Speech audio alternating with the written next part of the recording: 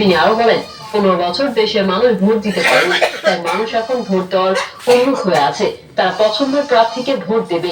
মানুষের এই ইচ্ছার প্রতি সরকারকে সম্মান জানানোর অনুরোধ জানিয়ে দেশের মালিকানা জনগণ থেকে কেড়ে নেওয়ার চেষ্টা না করতে সরকারের প্রতি আহ্বান জানান তিনি।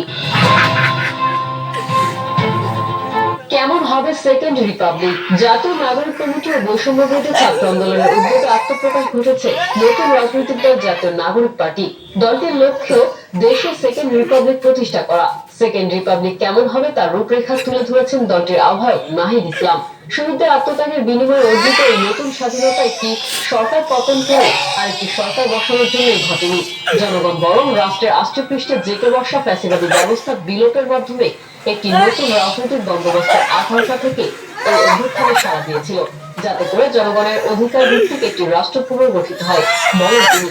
তিনি বলেন, আমাদের সেকেন্ড রিপাবলিকে সমাজের পিছিয়ে পড়া জনগোষ্ঠীর কণ্ঠস্বরকে মূলধারায় তুলে আনা হবে। আমাদের রিপাবলিকে সাধারণ মানুষ, একমাত্র সাধারণ মানুষই হবে ক্ষমতার সর্বময় উৎস। তাদের সকল ধরনের গণতান্ত্রিক ও মৌলিক অধিকারের শক্তিশালী সুরক্ষায় হবে